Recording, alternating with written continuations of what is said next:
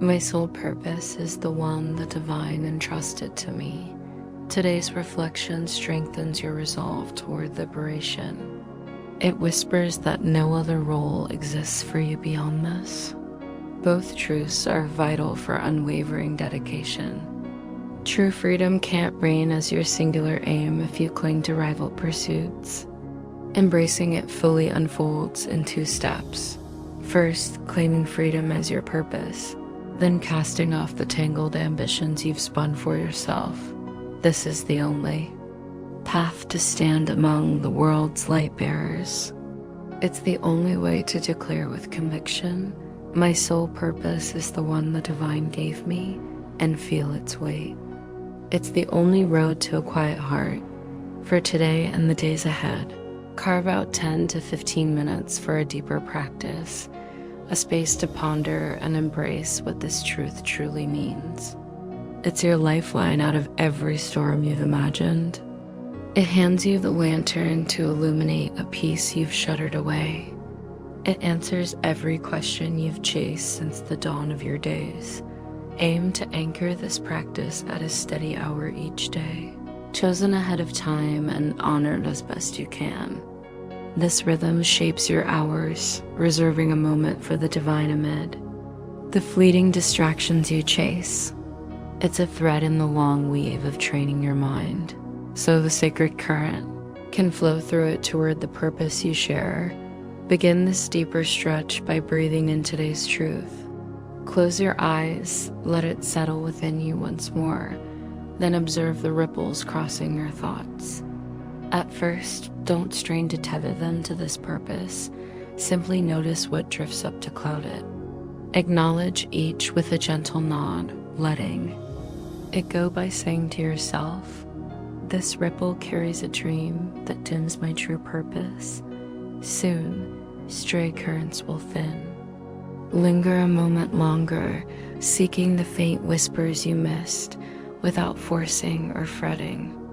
Then murmur, on this still pool, let my real purpose rise. The words needn't match exactly, just feel the readiness to trade hollow aims for clarity.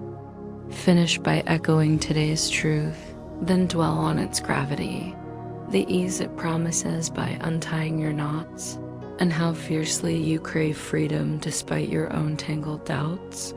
For the brief pauses, aim for once an hour whisper this, my sole purpose is the one the divine gave me.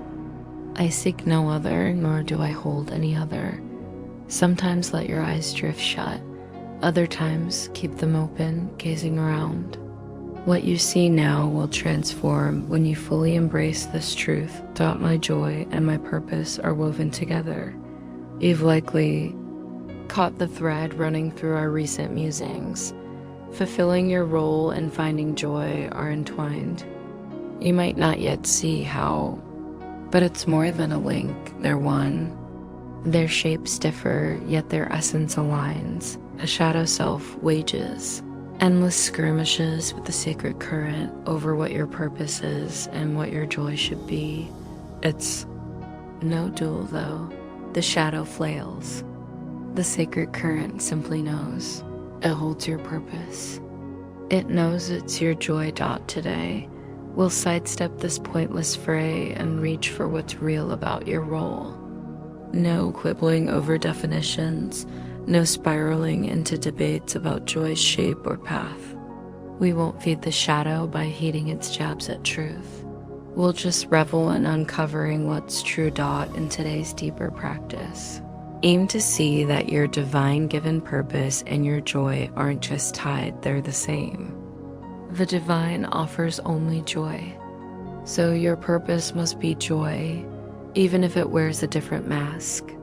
These exercises peel back that mask to find the shared heart beneath dot. Start your 10 to 15 minute pause with these seeds. The divine grants me only joy.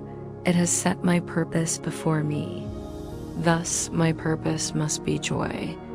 Trace the thread of this logic, even if the end feels distant. The conclusion falters only if the roots are false. So linger on those roots as you practice.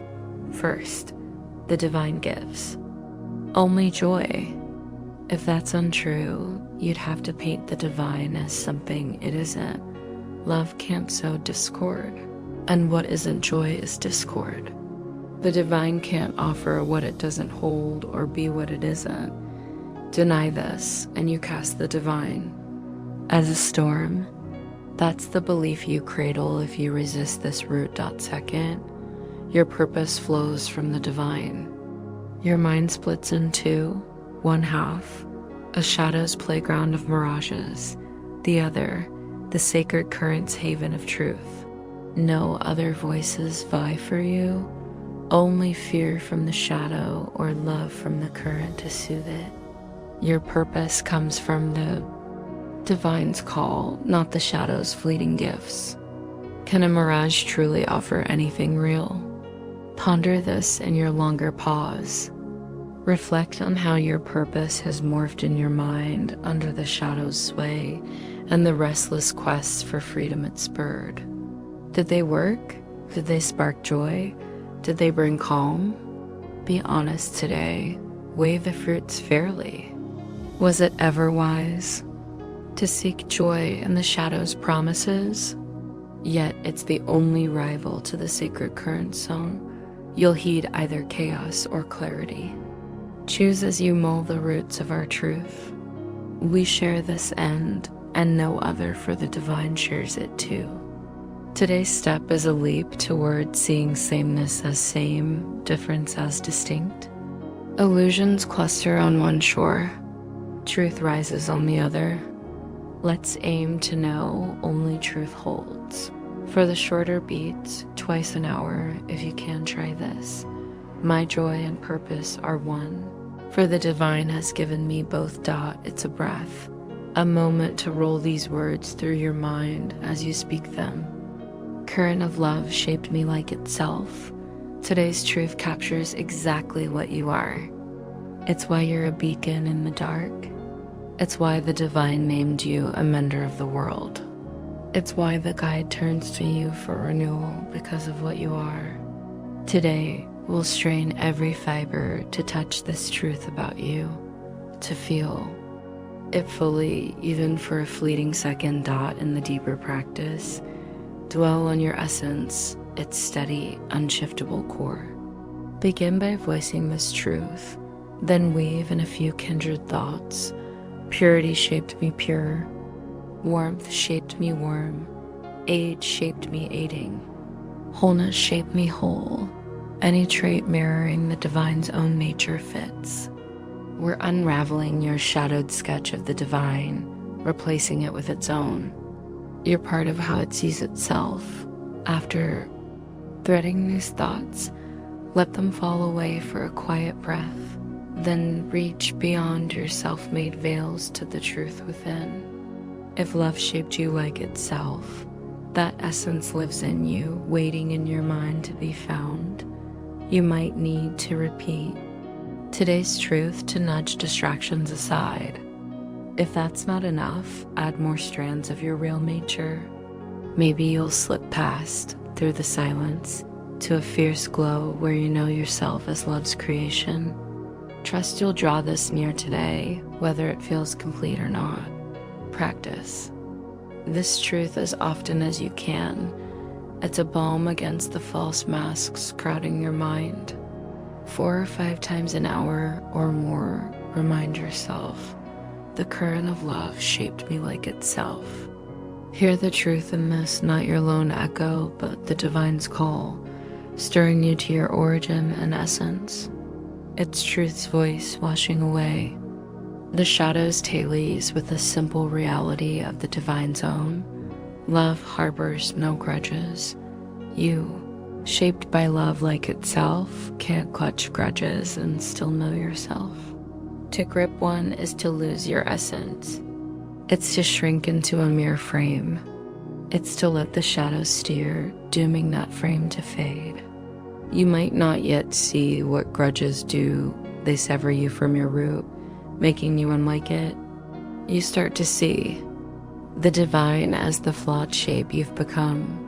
No one imagines their maker as other than themselves. cut off from your essence still. Awake to its likeness with its source, your true self seems to doze while the dream weaver spins illusions. Wide awake. Can grudges spark all this? Absolutely. Clinging to them denies love's hand, turning the divine into a specter in a bitter dream. Who dreams of spite without dreading the divine? Those who nurse grudges will recast the divine in their own shade, just as surely as the divine shaped them like itself, part of its own breath. Grudges breed guilt as surely as release breeds peace. They erase who you are as certainly as release recalls it. Wouldn't you let them go if you felt this truth? Maybe you think you can't. That's just a spark of will. Today we'll test how you'd feel without them. Even a flicker of success banishes that doubt forever. In your longer practice. Scour your mind for those you've marked with deep or faint grudges. Easy ones first, then the subtle ones against those you cherish. Soon, you'll see no one escapes. Your quiet resentments.